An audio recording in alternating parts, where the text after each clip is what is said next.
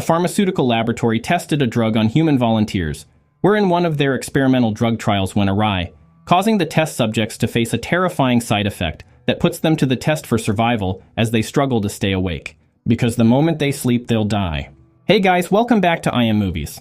Today we're looking into the 2024 Irish science horror thriller film called Double Blind. But before we jump into the details, be aware there are spoilers. Now let's get right into it. The movie begins as a lady named Claire arrives at Blackwood Pharmaceutical Company, where the first phase of a drug's clinical trial is set to begin with 6 other participants. Feeling exhausted, Claire attempts to take a nap, but a lady walks in and introduces herself as Allison. Although Claire seems not to be interested in the formalities, she manages to introduce herself to Allison and then ignores her, as she persistently continues to talk. Moments later, a third lady named Vanessa walks in, and immediately leaves as Allison attempts to also start a conversation with her. Shortly after, an announcement is made for all participants to convene in the examination room. Afterward, Dr. Burke, the head of the facility, addresses the participants, revealing to them that the company will be testing a drug called Escalating BRN14 on them for 5 days, starting with a dosage of 25 milligrams and then up to 85 milligrams by the end of the test. Dr. Burke further reveals to them that the test is a double-blind trial, which means that neither the participants nor the researchers know who is getting the real treatment and who is getting a fake treatment, to ensure that the results are unbiased. Dr. Burke also reveals that they'll not be allowed to go outside the facility till the end of the test. Soon, nurses begin to give out 25 milligrams of BRN14 to each participant, starting with Vanessa, Allison, and Claire. And after that, the boys get theirs, starting with Paul, Amir, Marcus, and Ray. While having breakfast, Claire realizes that Paul, Ray, and Vanessa know each other from previous trials they've participated in. As the trial progresses, nurses take samples of blood and urine from the participants. Moments later, Claire begins to feel nauseated, prompting her to go vomit in the toilet. Afterward, she meets Amir, who then reveals to her that he's a medical student who has been applying to get an internship at Blackwood Pharmaceuticals, but was offered the opportunity to participate in a trial instead. Amir reveals that he had accepted the trial in hopes that Blackwood might later consider him for the internship. At night, Claire finds it hard to sleep, as her brain keeps shrinking each time she closes her eyes. With this, Claire gets up and instantly realizes that Vanessa and Allison are not in bed. Claire takes a walk to their common room where she sees the others discussing. Claire tells them how she's been finding it hard to sleep, and Ray reveals to her that they are all facing the same difficulty. With this, Dr. Burke takes several scans on each of the patients and soon realizes that the drug is doing damage to their central nervous systems. This prompts Dr. Burke to call her superiors, telling them how fast the drug is causing serious brain inflammation to all the participants, and further inquires to know if the drugs are truly 25 milligrams. However, since it is a double-blind trial, they refuse to give her the real details. Meanwhile, Claire and Allison come across a lab with experimental mice lab. Here, Allison reveals that she feels sad seeing the mice in cages. On the other hand, Claire believes that the mice are living their best life, since they don't have to worry about their next meal. They both relate this to their personal life, as Claire reveals that she's been living a tough life, and she doesn't even have a place to call home. The next day, Dr. Burke reveals to the participants that there's been a change in the parameters of the clinical trials, stating that Blackwood is now testing for how long they can stay awake. She urges them not to try sleeping. Subsequently, as their dose increases, they get placed in MRI machines to scan their vitals. However, Allison, being claustrophobic, finds it hard to stay in the machine, and her heart soon begins to beat fast, forcing her to remember how her mother used to lock her up in enclosed spaces as a child. Afterward, Allison comforts Claire after hearing the details of her ordeal as a child. The following day, Ray and Paul refuse to take the drugs after realizing that the doses have gone up more than the 85 milligrams they agreed to take. However, Dr. Burke intervenes, telling them that they are all welcome to leave, adding that those who choose to stay will get a bonus payment of 30,000 euros added to their initial agreed payment. On hearing this, they all begin to celebrate, but Claire and Amir seem to sense something sinister. Later that day, they continue their celebration, but Claire refuses to join them even as Allison tries to persuade her. Claire tells Allison that the company is offering way too much and she feels there is a catch, but Allison tells her that they might just be lucky. After seeing how the patients are getting weaker by the day, Dr. Burke contacts her superiors once again, asking them to shut down the trials because the participants' whole nervous system have started shutting down. However, to Dr. Burke's surprise, George Bannon, the senior vice president for research at Blackwood, tells her to keep increasing the dose, Meanwhile, the participants begin to talk about things they will finally be able to afford once they get the €30,000 bonus. Paul tells the group that he'll be able to afford his own apartment, stating that he's been sharing apartments with 4 other people. Marcus tells them that he'll move to a low-cost part of India, where 30 grand will last him for years. Allison tells them that she'll use the money to pay for college, stating that she'll be the first in her family to do so. Ray, on the other hand, tells them that he's going to invest his in crypto. However, Allison interrupts Claire, who happens to be dozing off with the same questions, asking her what she'll do with hers. Claire tells them she'll get a place to stay and then spend the rest of the money frivolously. Allison suggests they both get a place together and be roommates, but Claire tells her that she doesn't see their friendship going beyond the trial. Feeling hurt by the rejection, Allison asks to be excused and Claire immediately apologizes to her. Meanwhile, Amir sneaks into Dr. Burke's office trying to gain access to her computer. At the same time, Claire, feeling guilty about what she said earlier, walks up to Allison to properly apologize to her. However, Claire finds Allison asleep, and she soon begins to bleed profusely from her eyes, ears, nose, and mouth. The others rush to her aid as she begins to screech and foam from her mouth. Dr. Burke also arrives just in time and stares in shock as she witnesses Allison's gruesome death. At the same time, Amir's activities prompt a security breach alert, and the facility initiates a lockdown protocol. Seeing this, Dr. Burke attempts to rush out of the facility before the lockdown is complete, and the participants also follow suit. However, Dr. Burke gets caught between the doors and they manage to pull her out. However, she loses a lot of blood from the injury, which eventually leads to her death. The lockdown completes and it is expected to last 24 hours.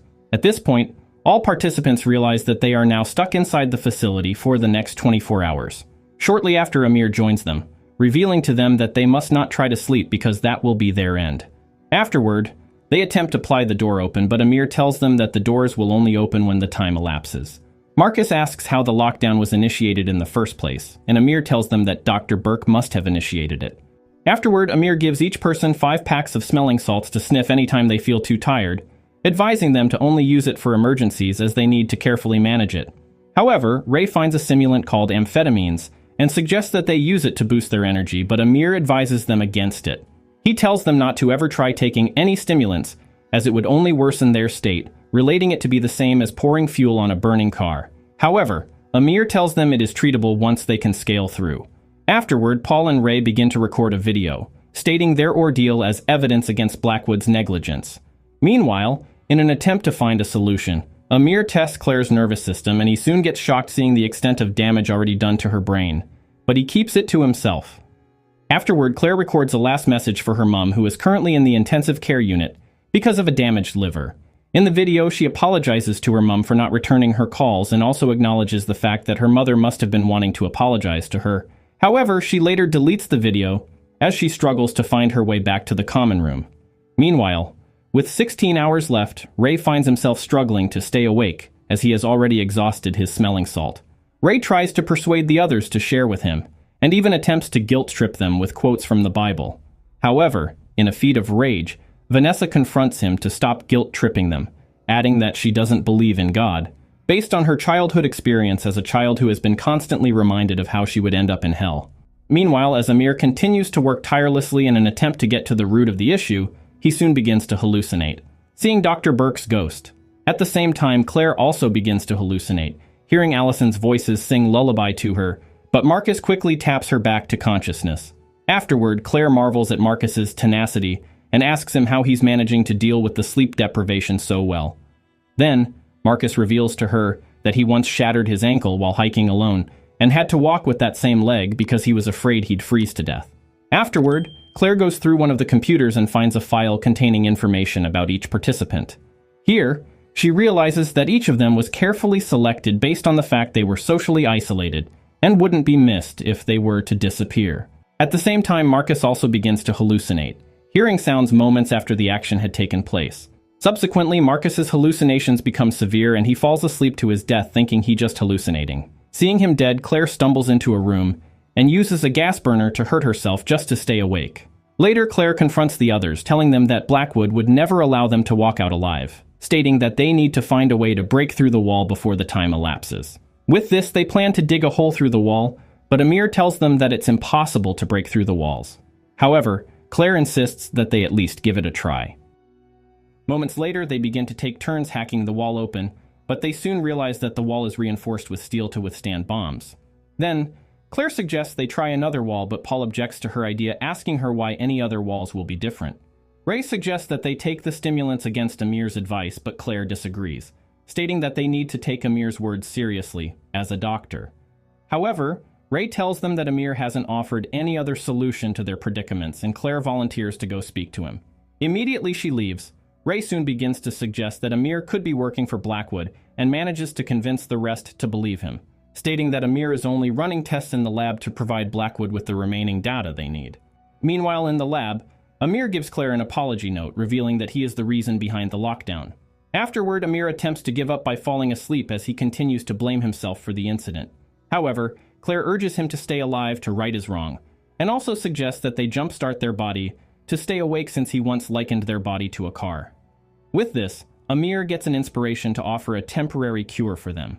As Claire steps out to tell the rest about the good news, she meets Paul, who reveals to her that they can no longer trust Amir, revealing to her that they found an empty bottle of stimulants in his bag. Suddenly, the lights go off, causing panic amongst them as they all begin to search for the light fuse. Despite the horrors that follow, Claire manages to switch the fuse back on and also help Paul stay awake using her smelling salt. Afterward, Paul accuses Amir of switching off the lights and the others join in. Shortly after, Ray lands Amir a surprise punch and they proceed to tie him up. With this, Ray begins to interrogate him about the lights and accuses him of working for Blackwood. As Amir begs for his life, Ray picks up a knife in an attempt to torture him, till he admits to the accusations. However, Claire and Paul disagree with this, stating that they can't hurt him. Regardless of this, Ray angrily approaches Amir to stab him to death, but Claire quickly tells him that Amir has a cure, prompting Ray to desist from hurting him. With this, Amir agrees to talk them through the process of making this temporary cure, and Claire agrees to try it out first to check its effectiveness. After a while, they eventually manage to make a small amount of this temporary cure. Meanwhile, Vanessa later confronts Ray outside the lab, accusing him of tripping the fuse and revealing to him that she saw him do it. Feeling exposed, Ray begs Vanessa not to tell the other, but in a twist of event, Vanessa reveals to Ray that she has a more sinister plan that will help implicate Amir. Vanessa reveals to Ray that she plans to inject Amir with a sedative and instructs him to help her distract Paul and Claire. As Vanessa makes her sinister move, she hears a thud and looks back only to see herself lying on the floor. It is then revealed that she'd already fallen asleep earlier and is now dying. Paul rushes to get the cure for her, but she hits it off his hand. Shortly after, the remaining cure falls off the table and breaks, prompting Amir to laugh uncontrollably. His laughter annoys Claire so much that she threatens him by putting a knife to his throat. After this, Claire drops the knife and soon goes to check how much time they've got left. Afterward, she decides to leave another video message for her mom, but her phone falls off her hand, followed by her last sachet of smelling salt. However, she manages to get her hand on the smelling salt and get herself together once again. Afterward, Claire discovers a different kind of wall and she informs the rest. She and Paul decide to hack through it, only to discover a hidden room where an autopsy has been carried out and subsequently find something that looks like an elevator. So they decide to call the others. At the same time, Amir begins to see Dr. Burke's ghost, which then draws his attention to the knife on the floor. Meanwhile, Ray, who had been mourning his friend, Vanessa finds Amir's written apology in her dress, and he soon realizes that it has all been Amir's fault all along, giving him more reason to kill Amir. With this, Ray decides to kill him with a spatula. However, Amir screams for help as he struggles to set himself free. Subsequently, Amir manages to set himself free just as Ray is about to stab him, and he eventually ends up killing Ray. Claire and Paul arrive at the same time and they realize how dangerous Amir can be. With this, they both begin to run for their dear lives as Amir chases after them with a knife. However, Paul betrays Claire and locks a door behind her, leaving her at the mercy of Amir.